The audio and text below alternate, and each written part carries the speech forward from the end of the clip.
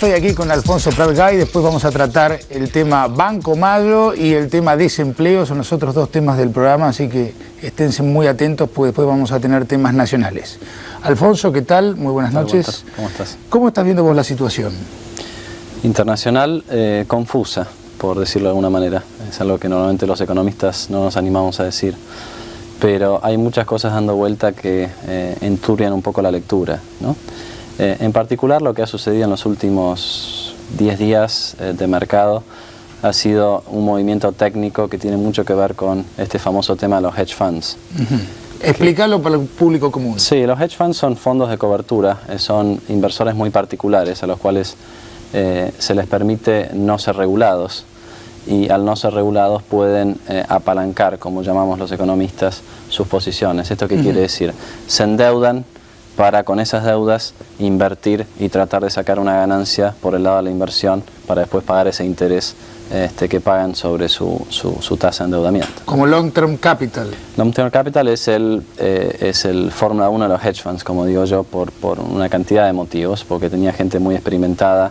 Premios Nobel. Tenía gente muy técnica y gente muy bien conectada también, entre ellos un ex vicepresidente de la Reserva Federal, ¿no? Mullins. Sí, y el fiasco, digamos, de la quiebra de Long Term Capital es algo que ha tenido un impacto muy fuerte en el resto de los fondos de cobertura, porque inmediatamente después muchos de los bancos de inversión que le extendían ese crédito a los distintos fondos decidieron empezar a revisar sus cuentas y decir, bueno, señores, hasta acá llegamos, vamos a empezar a cortar el chorro de crédito.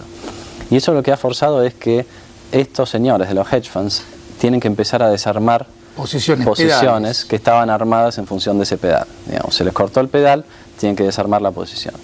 Esto, paradójicamente, no es necesariamente mala noticia para los mercados emergentes.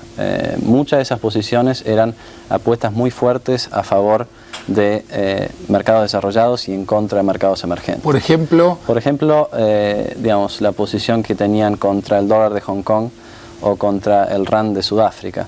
También entra en esa línea la posición favorita, que era apostar en contra del yen, el yen versus el dólar. Que terminó desastrosamente. Terminó muy mal. Yo creo que de vuelta este es el ejemplo más claro de donde hay una distorsión técnica y temporaria. El yen se apreció de niveles de arriba de 140, llegó a valer casi 110 y ahora está en 120.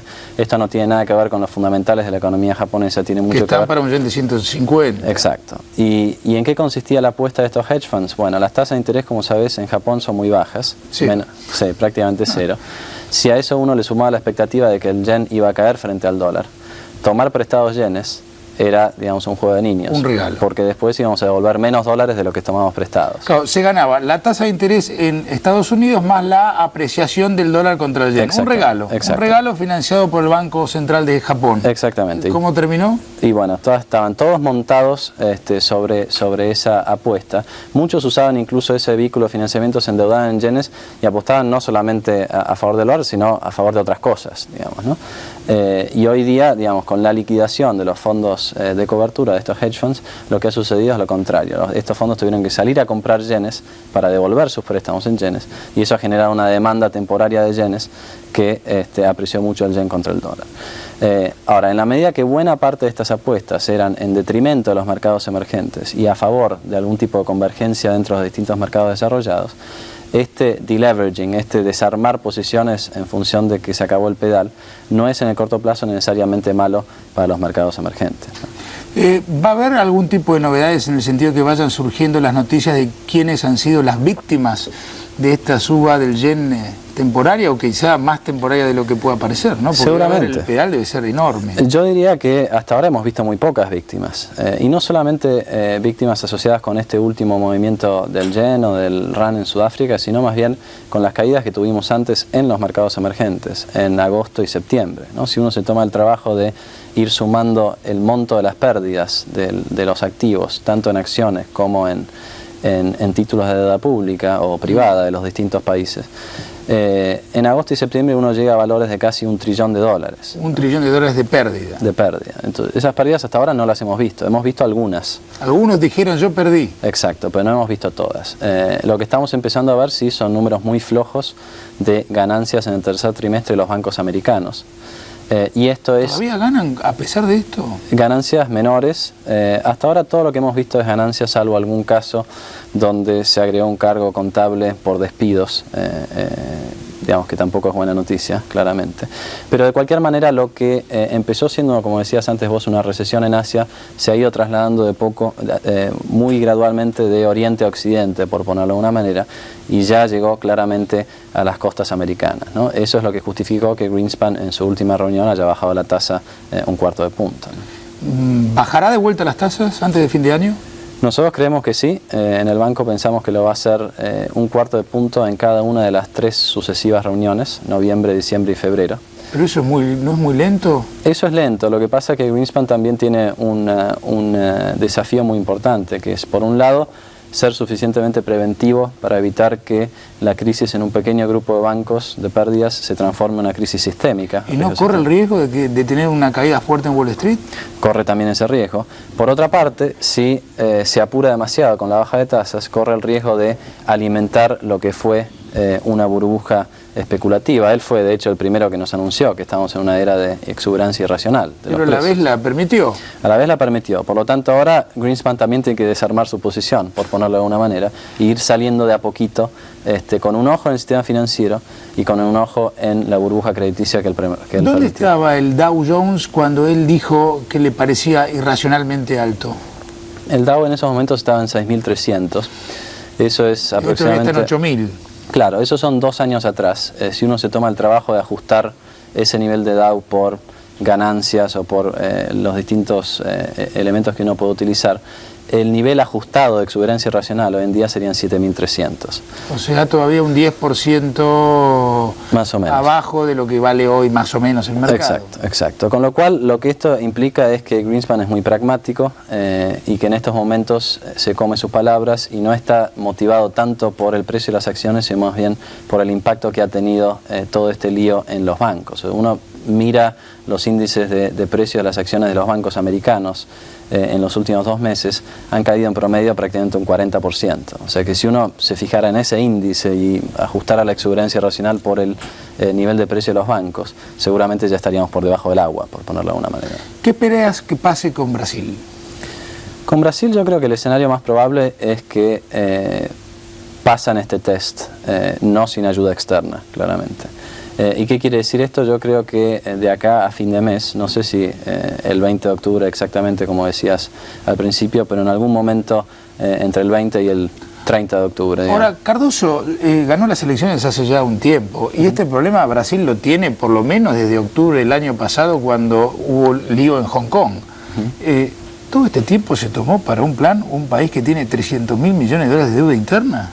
Sí, lo mismo se puede decir a todo el periodo desde julio de 94, cuando se lanzó el plan real, hasta octubre del año pasado, digamos. Se tomó un tiempo monstruoso también. Cardoso ha estado mucho tiempo en campaña política, digamos. Se tomó un año, que fue todo el año 97, parte del 96 y buena parte del 97, para asegurarse la reelección, ser candidato a ser reelecto, y después para asegurarse efectivamente ser reelecto, ¿no? ¿Y ahora que va a empezar la próxima campaña o va a hacer el ajuste? Ahora, digamos, yo creo que la experiencia de Menem en Argentina puede servir en este caso, porque, bueno, claramente se le va a complicar mucho lograr un tercer mandato.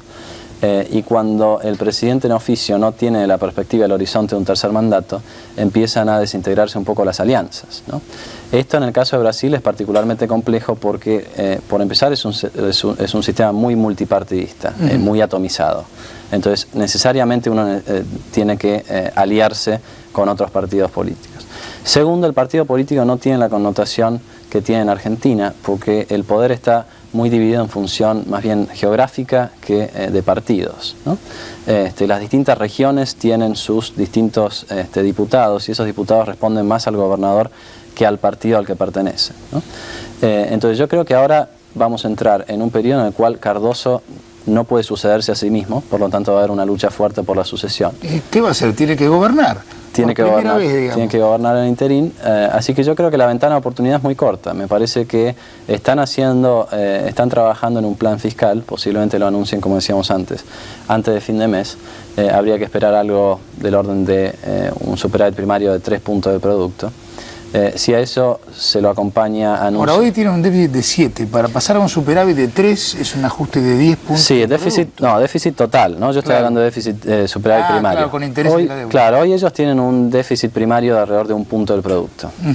O sea que lo que tendrían que tener es un cambio de 4 puntos de producto.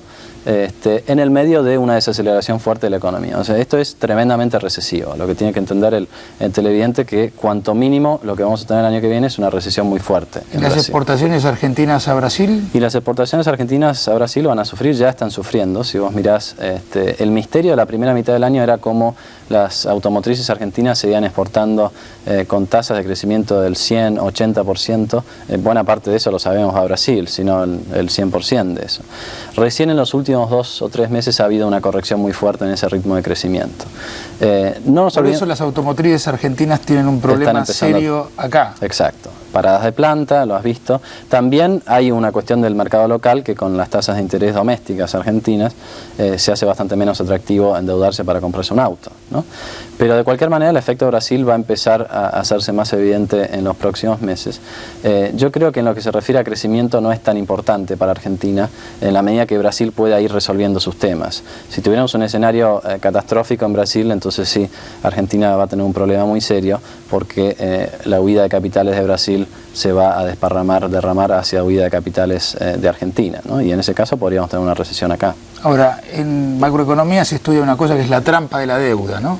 Que es cuando un país llega a un nivel de deuda lo suficientemente alta, ya el ajuste fiscal es una gota de agua en el mar. ¿Hasta dónde Brasil no está en esa situación? Sí, eso digamos, es un círculo vicioso en el cual uno tiene una deuda que honrar, eso le genera un costo de aproximadamente 7 puntos del producto. Y eso hay que salir a financiarlo y cuando lo salgo a financiar aumento la deuda y al aumentar la deuda aumento el pago de intereses, eso aumenta el déficit y ahí llegamos a una bola de nieve que nunca para. Yo creo que Brasil ha tenido 2 shocks, uno en octubre que fue cuando todas las tasas de interés mundiales subieron el riesgo de los mercados emergentes y eso le cuesta más o menos 10 puntos de tasa de interés a Brasil, que con una deuda de aproximadamente 40% de Producto Bruto son 4 puntos de déficit fiscal solamente por el golpe de Asia, por ponerlo de alguna manera. Si a eso le sumamos otros 10 puntos de tasa por elementos específicos de Brasil, estamos hablando de un déficit fiscal de por lo menos 8 puntos. Si no hay un superávit primario que lo cubra, la deuda crece y ya no es 40% este año, sino que pasa a ser 46, 47 el año que viene. No sabemos en qué momento la gente dice basta, que es tu pregunta. Lo que sí sabemos es que buena parte de esa deuda está en manos de inversores brasileros que por algún designio del Altísimo... Nacionalista. Exacto, son diferentes que los argentinos. Claramente si esa deuda estuviera en manos de argentinos, ya no estaría más en manos de argentinos. Alfonso Prat-Gay, muchas gracias, muy claro tu visión. ¿No hay chances de que haya alguna medida rara? Me parece que en esta primera vuelta no. Yo creo que, de vuelta, como te decía antes, las medidas que vamos a ver son más bien ortodoxas, esponsoreadas por el Fondo Monetario Internacional. Eso ya no significa nada hoy en día. Eso le va a permitir a Brasil comprar tiempo, pero yendo al meollo de tu pregunta, creo que a la larga va a haber que hacer algo con la deuda interna, pero no creo que lo vamos a ver en esta primera oportunidad. Gracias, Alfonso. Y nosotros después de la pausa vamos con el tema Banco Mayo. Andrea Rodríguez y Sergio Datilo, que han cubierto muy bien estos temas, nos van a explicar qué pasó y qué va a pasar.